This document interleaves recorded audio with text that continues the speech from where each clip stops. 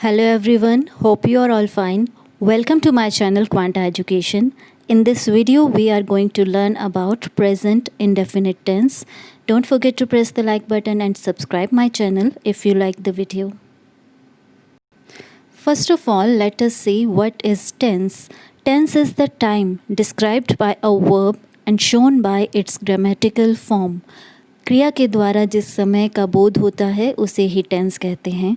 In English there are 3 types of tense: present tense, past tense and future tense. इन तीनों के ही आगे 4 क्लासिफिकेशंस हैं. नंबर 1 सिंपल और इंडेफिनिट, नंबर 2 कॉन्टिन्यूअस और progressive, number 3 perfect and number 4 perfect continuous. तो इस वीडियो में आगे हम प्रेजेंट सिंपल टेंस को स्टडी करेंगे. इसे प्रेजेंट इंडेफिनिट टेंस के नाम से भी जानते हैं. Now let us discuss the uses of present indefinite tense. First of all, it is used to assert something general or permanent. For example, we live in Ambala. कोई भी व्यक्ति कुछ समय के लिए कहीं दूसरी जगह पर जाकर रह सकता है, लेकिन उसके परमानेंट एड्रेस को हम प्रेजेंट इंडेफिनिट टेंस में ही एक्सप्रेस करेंगे. Second example, he works at a bank. Permanently वो कहाँ काम करता है? At a bank. Clear? Next, this tense is used to express some habit or routine. Habit means adat, routine means dincharya. Examples you can see here: I wake up at 6 o'clock. I go to sleep at 10 o'clock. मैं 10 बजे रात को सोती हूँ. He drinks milk daily. वो रोज़ दूध पीता है. तो हिंदी में जनरली इस जो टेंस के वाक्य ता है, ती है, ते हैं, ता हूँ, ती हूँ, इस तरह से ख़त्म होते हैं. तो ये इसकी पहचान आप समझ सकते हैं. तो हैबिट और रूटीन को भी हम प्रेजेंट इंडेफिनिट टेंस के माध्यम से ही व्यक्त करते हैं. Next you can see the use of present indefinite tense is to express facts और truths. For example, the sun rises in the east. This is a scientifically proven truth. Next example, 2 and 2 makes 4. 2 और 2 4 होते हैं.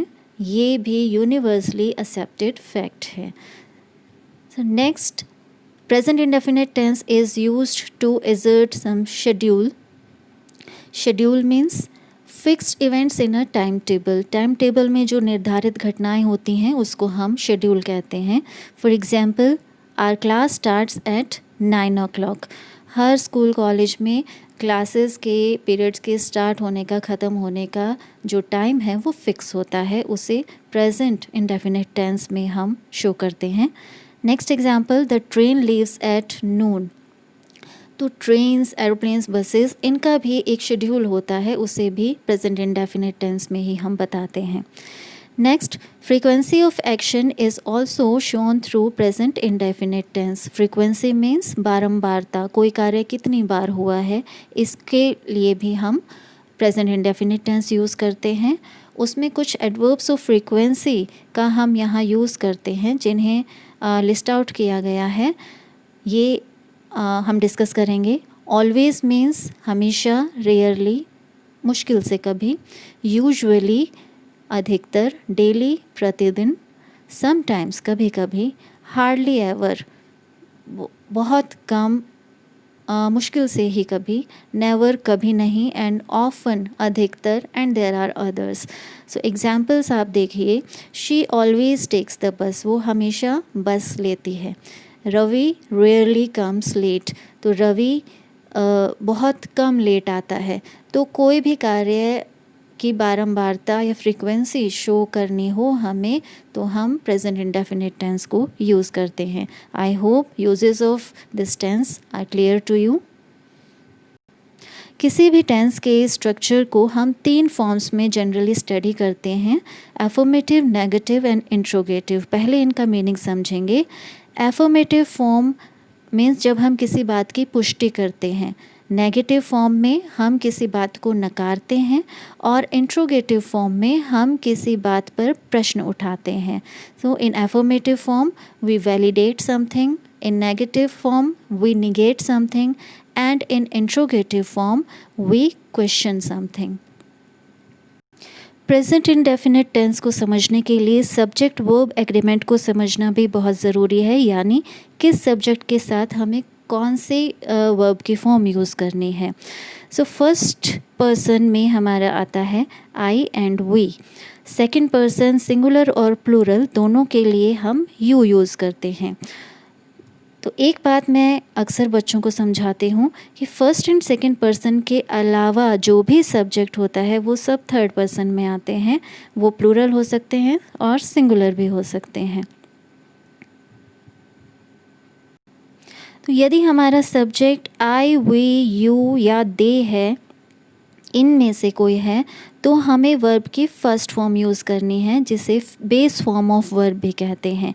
तो ये हमारा होगा affirmative form के लिए।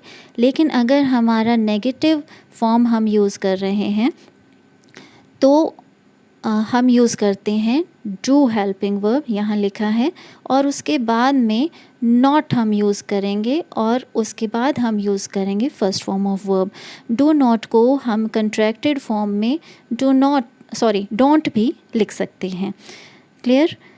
बट अगर हमारा जो सब्जेक्ट वो थर्ड पर्सन सिंगुलर है, थर्ड पर्सन सिंगुलर में क्या आता है? ही, शी और इट, या इसके अलावा कोई नाउन है वो भी सिंगुलर हो, तो हम वर्ब की फ़र्स्ट फॉर्म के साथ एस और ई एस भी ऐड करते हैं। लेकिन ये केवल एफर्मेटिव फॉर्म के लिए यूज़ होता है। वर्ब की फ़र्स्ट फॉर्म के साथ एस और ई एस हम सिर्फ एफर्मेटिव फॉर्म में यूज़ करते हैं। इन नेगेटिव फॉर्म हम हेल्पिंग वर्ब यूज़ करते हैं डज़, और उसके बाद नॉट लगाएंगे, और उसके बाद वर्ब की फ़र्स्ट फॉर्म को हम यूज़ करते हैं। ठीक है? डज़ नॉट के भी हम कंट्रैक्टेड फॉर्म यूज़ कर सकते हैं, that is doesn't.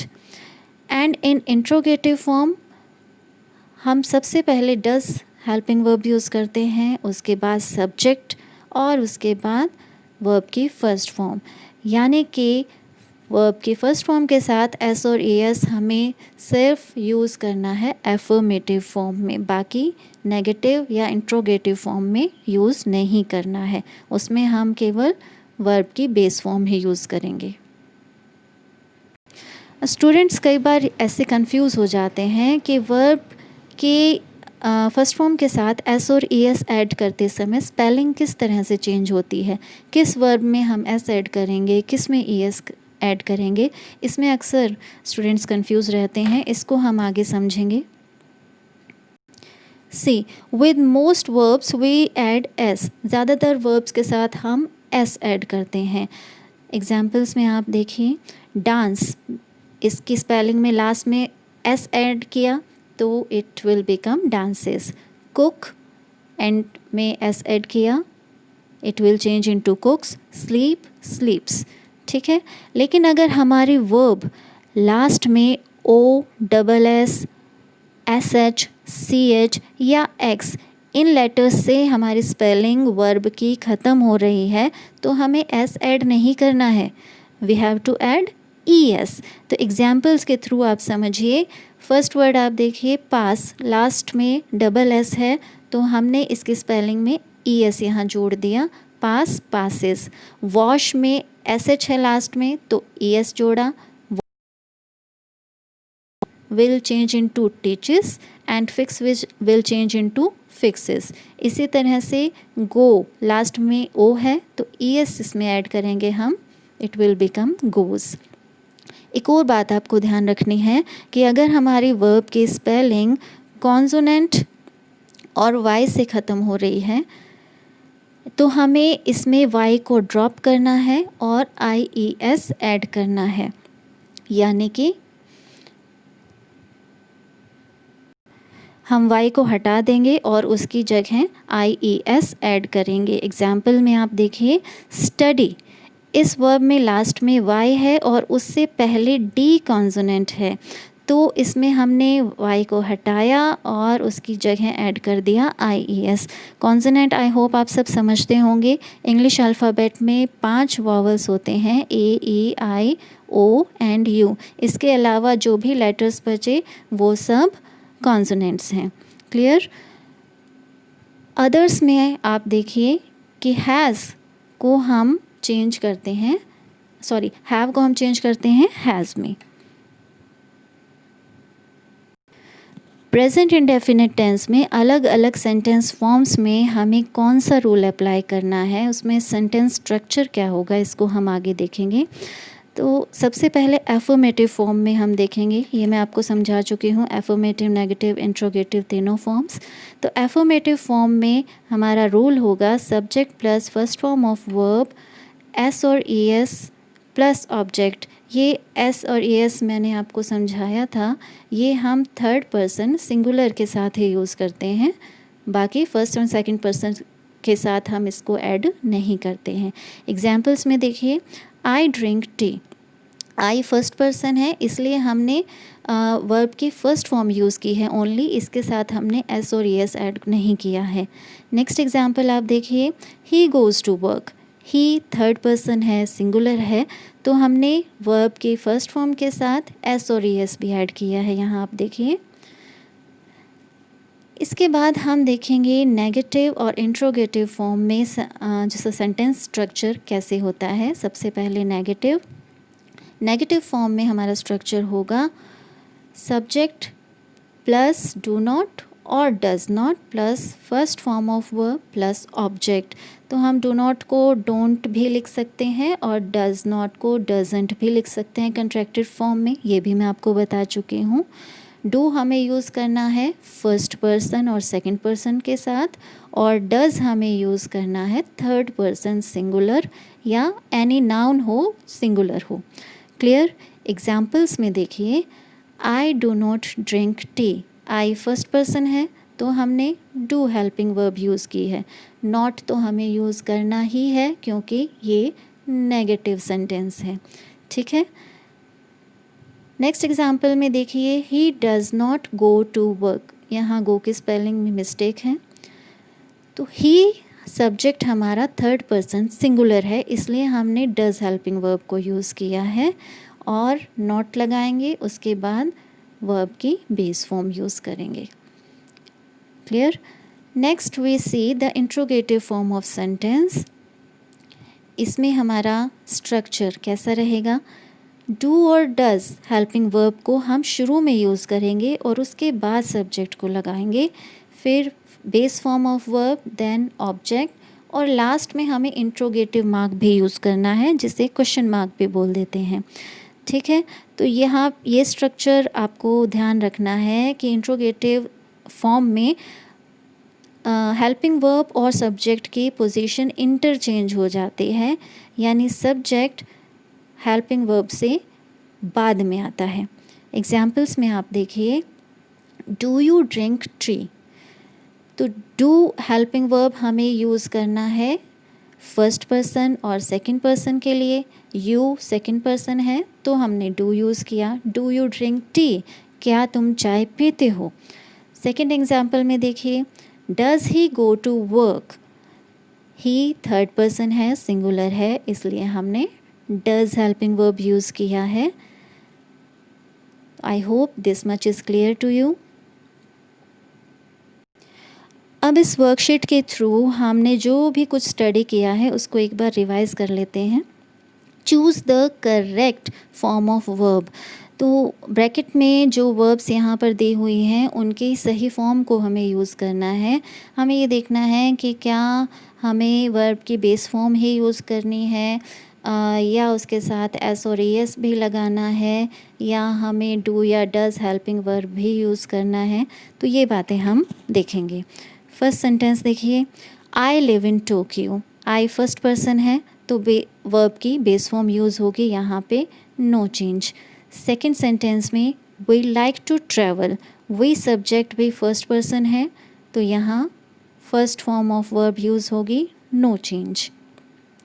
Third, she tries to save money, यहाँ हमारा सब्जेक्ट थर्ड पर्सन है, सिंगुलर है, तो हमें वर्ब की फर्स्ट फॉर्म के साथ एस या ई एस भी ऐड करना है। अब इसमें से कौन सा यूज़ करेंगे? ट्राई में लास्ट में वाई आ रहा है, तो वाई को हम ड्रॉप कर देते हैं और उसकी जगह ऐड करते हैं आई ई एस, तो इट विल बिकम ट्राइज। तो हमारा सेंटेंस बनेगा she tries to save money. Clear? Fourth sentence देखिए, my brother work as an insurance agent. यहाँ पर क्या गलती है या नहीं है? सब्जेक्ट है हमारा माई ब्रदर। माई वर्ड देख के बच्चे सोचते हैं कि ये फर्स्ट पर्सन है, बट इट इज़ रॉन्ग। ये ध्यान रखने ये आप सिर्फ कि आई, वी और यू, इन तीनों को छोड़कर जो भी सब्जेक्ट है वो थर्ड पर्सन है, यानी my brother is third person और सिंगुलर है। तो हमें वर्ब के बेस फॉर्म के साथ एस भी यहाँ पे ऐड करना है। सेंटेंस हमारा बन जाएगा my brother works as an insurance agent. Next sentence, my brother and Rahul often go to the gym together. यहाँ हमारे सब्जेक्ट में दो व्यक्ति हैं, माई ब्रदर एंड राहुल, यानी हमारा सब्जेक्ट हो गया प्लूरल। तो हमें प्लूरल सब्जेक्ट के लिए भी थर्ड पर्सन है और प्लूरल है, तो हमें सिर्फ वर्ब की बेस फॉर्म यूज़ करनी है। यहाँ पे भी कोई चेंज हम नहीं करेंगे, सेम सेंटेंस रहेगा, ये सेंटेंस ठीक है। सिक्स्थ, दे सेल बुक्स ऑनलाइन। क्या करना है हमें? Change into interrogative. यहाँ हमें सेंटेंस की फॉर्म चेंज करनी है। इंट्रोगेटिव सेंटेंस में हम डू और डज हेल्पिंग वर्ब यूज़ करते हैं सब्जेक्ट से पहले। सब्जेक्ट है हमारा दे, तो इससे पहले थर्ड पर्सन है, प्लूरल है, तो हम यूज़ करेंगे हेल्पिंग वर्ब डू, और लास्ट में हमें क्वेश्चन मार्क यूज़ करना है। हमारा सेंटेंस बन जाएगा do they sell books online. Clear? Last sentence, she wants to buy a new car. Change into negative. Negative में हमें चेंज करना है।